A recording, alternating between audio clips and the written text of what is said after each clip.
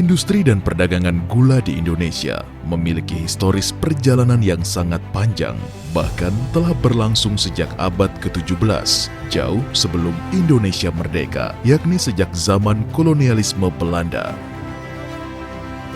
Kebijakan industri dan perdagangan pada masa itu terbagi ke dalam 4 periode, yakni periode tahun 1830 sampai 1870, periode tanam paksa, periode tahun 1870 sampai 1900, periode liberalisasi pasar, periode tahun 1900 sampai 1930, periode pengembangan sistem sindikat, periode tahun 1931 sampai 1942, periode kartel. Pada tahun 1928, Indonesia mengalami era kejayaan industri gula di mana terdapat 178 pabrik gula dengan perkiraan luas areal panen sekitar 200.000 hektar dan menghasilkan hampir 3 juta ton gula. Pada saat itu, Indonesia menjadi negara eksportir gula terbesar kedua di dunia.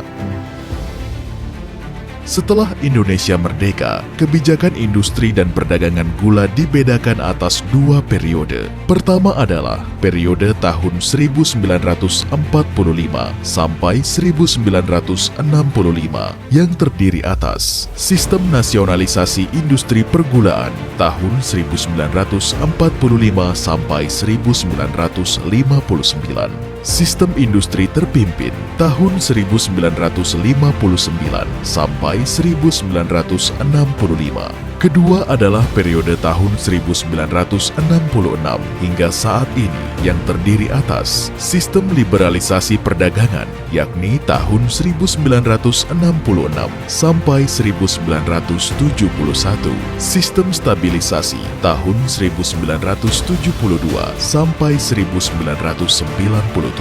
Sistem Adaptasi Terhadap Perdagangan Bebas tahun 1993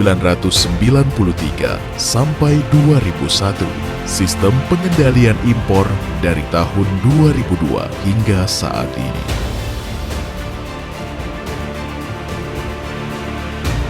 Secara historis, agribisnis gula merupakan salah satu agribisnis perkebunan tertua di Indonesia dan merupakan komoditas terpenting kedua setelah beras. Ada 3 jenis gula di Indonesia, yaitu 1. Gula kristal mentah, raw sugar, merupakan bahan baku untuk produksi gula kristal rafinasi. 2. Gula kristal putih, plantation white sugar, atau dikenal dengan gula pasir, yakni gula yang dikonsumsi oleh masyarakat luas dan banyak dijumpai di minimarket maupun pasar tradisional. 3. Gula kristal rafinasi, refined sugar, dikenal sebagai gula industri, yakni gula yang diperuntukkan hanya untuk kebutuhan industri, baik industri besar dan industri kecil dan menengah, khususnya industri makanan dan minuman.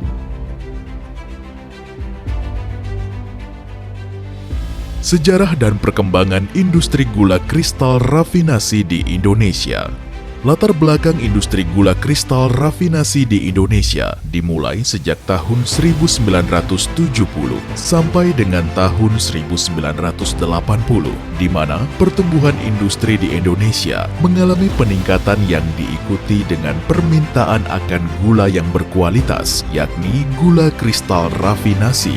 Tahun 1980, gula kristal rafinasi diimpor langsung dari luar negeri guna memenuhi kebutuhan industri di Indonesia, khususnya industri makanan dan minuman. Seiring berjalannya waktu, dengan peningkatan akan permintaan gula kristal rafinasi tentunya berdampak besar bagi perekonomian Indonesia, terutama ketergantungan impor gula kristal rafinasi. Hal ini mendorong pemerintah untuk mengatasi ketergantungan impor dan melalui kebijakan investasi dan dukungan Badan Koordinasi Penanaman Modal. Pemerintah pada tahun 1995 memberikan izin perdana bagi pendirian pabrik gula kristal rafinasi bagi pengusaha di Indonesia. Sejak tahun 1996 hingga saat ini, pertumbuhan industri makanan dan minuman berkembang pesat, diikuti perkembangan industri gula kristal rafinasi di Indonesia yang secara mandiri mulai dilakukan pengolahan gula kristal rafinasi di dalam negeri. Setelah tahun 2000, industri gula kristal rafinasi terus bertumbuh dan berkembang. Ke-11 pabrik gula kristal rafinasi tersebar di beberapa wilayah Indonesia, yaitu PT Angels Products, Banten, PT Jawa Manis Rafinasi, Banten, PT Sentra Usaha Tama Jaya, Banten, PT Permata Dunia Sukses Utama, Banten, PT Dharmapala Usaha Sukses, Cilacap, PT Sugar Labinta, Lampung, PT Duta Sugar International, Banten, PT Makassar Tene, Makassar, PT Berkah Manis Makmur, Banten, PT Andalan Furnindo, Bekasi, PT Medan Sugar Industry, Medan. Sejak berdirinya industri gula kristal rafinasi di Indonesia, kebutuhan dan konsumsi gula berkadar kemurnian tinggi bagi industri pengolahan makanan terus meningkat. Peningkatan ini dipicu oleh meningkatnya industri pengguna gula kristal rafinasi. Pertumbuhan produksi gula kristal rafinasi nasional ini sejalan dengan program pemerintah dalam mengurangi ketergantungan impor gula kristal rafinasi, sehingga sejak tahun 2000 sampai kini impor gula kristal rafinasi terus menurun. Industri gula kristal rafinasi di tanah air berperan penting bagi pertumbuhan industri makanan dan minuman dan telah mampu memenuhi kebutuhan gula kristal rafinasi yang berkualitas bagi industri nasional dalam mendukung program pemerintah, menciptakan nilai tambah serta multiplier effect bagi perekonomian nasional, baik penghematan devisa negara, penyerapan tenaga kerja lokal, dan alih teknologi. Gula kristal rafinasi yang diproduksi di dalam negeri ini telah memenuhi standar internasional termasuk antara lain sertifikat ISO 22000, HACCP Food Safety Management System, ISO 14000, Environmental Management System, ISO 9001, Quality Management System, Badan POM, SNI, dan sertifikat halal dari Majelis Ulama Indonesia. Seiring bertambahnya produsen gula kristal rafinasi di Indonesia, maka pada tahun 2004 berdirilah Asosiasi Gula Rafinasi Indonesia atau AGRI. Sebagai forum komunikasi dan diskusi antar anggota, AGRI memiliki misi untuk menggalang kerjasama yang erat dengan lembaga pemerintah dan non-pemerintah, serta menggalang kerjasama antar anggota AGRI untuk meningkatkan pelayanan kepada industri dan pelaku usaha di Indonesia.